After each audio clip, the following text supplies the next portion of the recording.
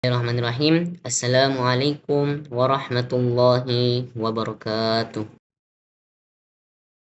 Alhamdulillah, assalatu wassalamu ala rasulillah, wa la hawla wa la quwwata illa billahil aliyyil azim.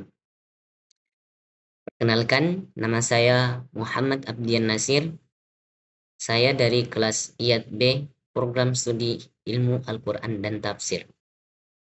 Saya akan mempresentasikan tentang iklim dan cuaca. Pernahkah kita berpikir bahwa akhir-akhir ini cuaca di sekitar kita sering berubah dengan cepat?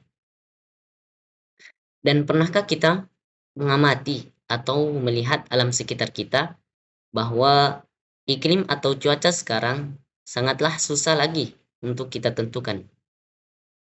Seperti contoh, kapan akan musim hujan, kapan akan musim kemarau, berbeda dengan yang dulu.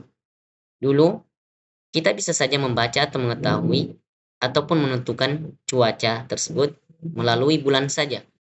Contoh seperti musim kemarau dari bulan sekian sampai bulan sekian, dan musim hujan dari bulan sekian sampai di bulan sekian.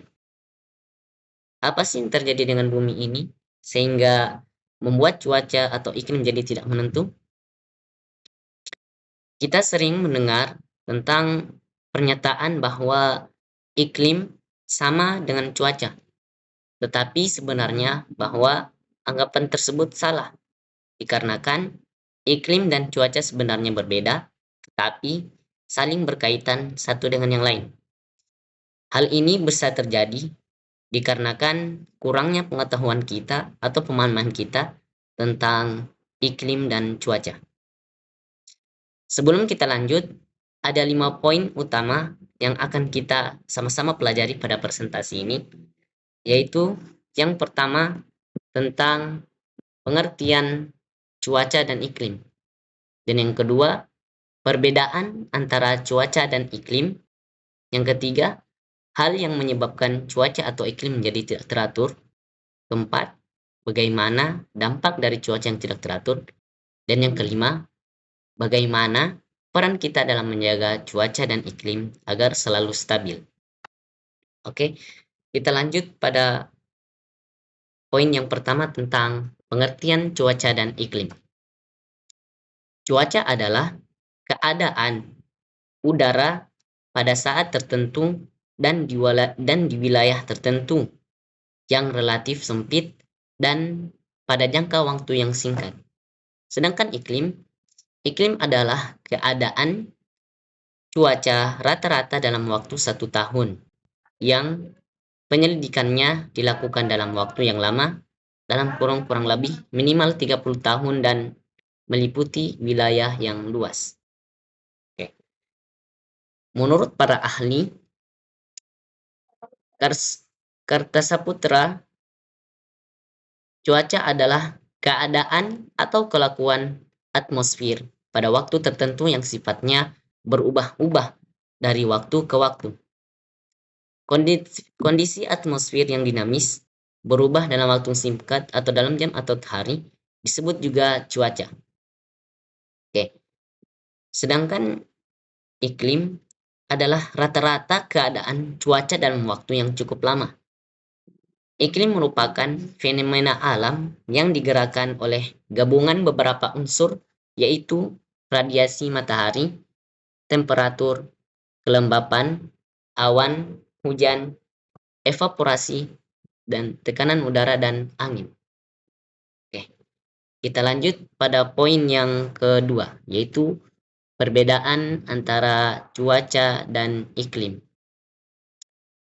Kita bisa melihat dari pengertian cuaca dan iklim bahwa perbedaan antara cuaca dan iklim terletak pada waktu dan tempatnya, di mana cuaca memiliki waktu yang hanya sebentar dan memiliki tempat yang relatif sempit, sedangkan iklim memiliki waktu yang relatif lama dan relatif memiliki tempat yang lebih luas. Kita lanjut pada poin yang ketiga, yaitu hal yang menyebabkan cuaca dan iklim menjadi tidak teratur. Cuaca dan iklim yang tidak teratur disebabkan oleh beberapa faktor. Berikut adalah beberapa faktor penyebabnya. Yang pertama itu tentang faktor alam.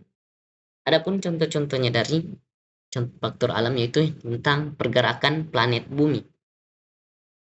Pergerakan ini menyebabkan besarnya energi matahari yang diterima oleh bumi secara tidak merata. Sehingga secara alamiah bahwa ada usaha pemerataan energi yang berbentuk suatu sistem peredaran udara. Dan yang kedua, bahwa variasi matahari. Perubahan intensitas radiasi matahari mempengaruhi suhu bumi. Dan yang ketiga, letusan gunung api.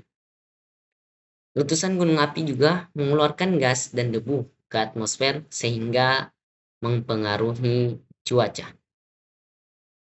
Dan yang kedua itu faktor manusia sendiri. Contohnya itu yang pertama bahwa pembakaran bahan bakar fosil. Aktivitas manusia seperti pembakaran bahan bakar fosil menyebabkan peningkatan konsentrasi gas rumah kaca di atmosfer. Dan yang kedua, deforestasi, yaitu pengundulan hutan menyebabkan peningkatan emisi gas rumah kaca.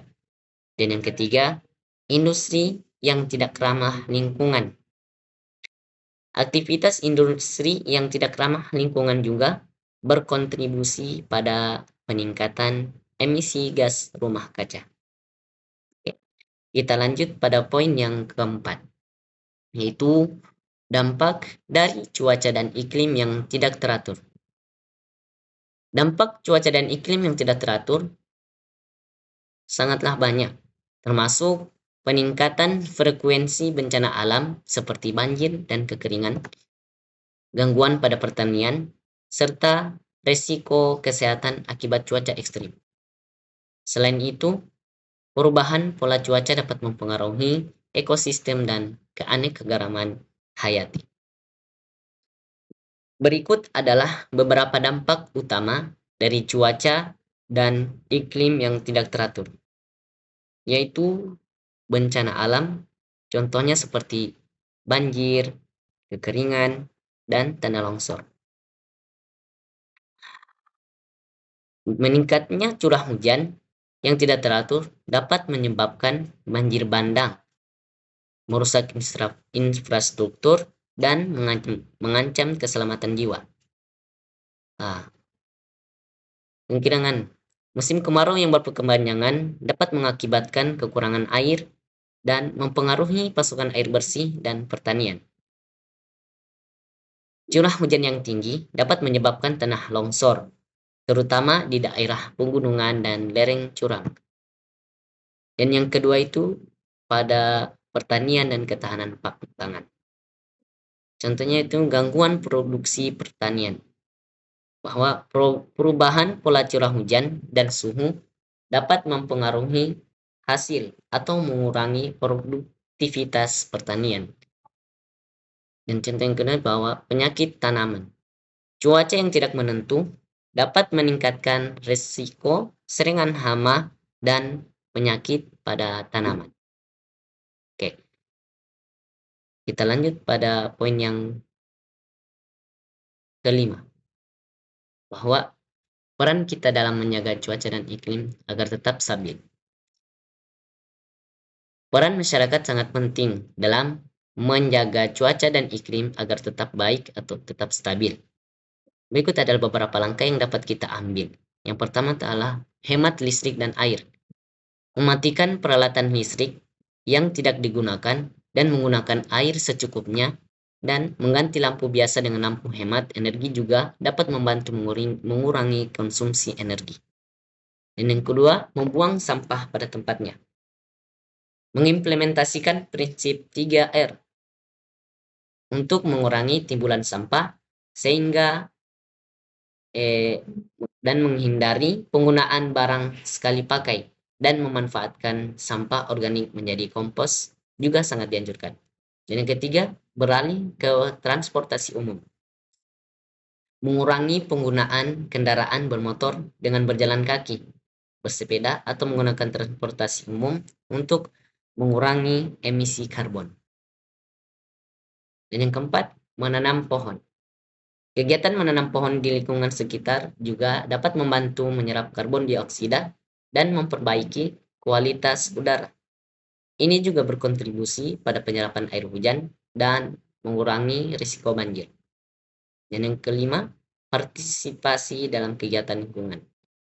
Bergabung dalam kegiatan gotong royong untuk membersihkan lingkungan atau kampanye penanaman pohon dapat meningkatkan kesadaran dan keterlibatan masyarakat dalam isu lingkungan.